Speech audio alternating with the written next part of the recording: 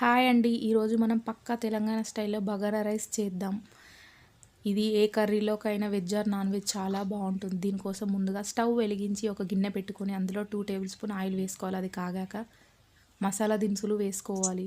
ఇప్పుడు కట్ చేసుకున్న పచ్చిమిర్చి ముక్కలు, ఉల్లిపాయ ముక్కలు వేసుకొని బాగా ఫ్రై చేసుకోవాలి.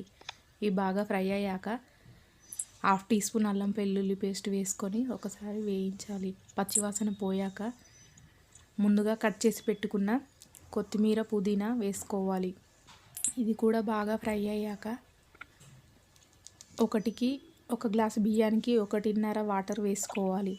తగినంత ఉప్పు వేసి మూత పెట్టి బాగా మరిగించుకోవాలి. నీళ్ళు బాగా మరిగాక 1 గంట ముందు నానబెట్టుకున్న రైస్ వేసుకోవాలి.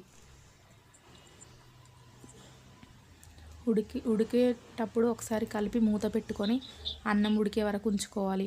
ఒకసారి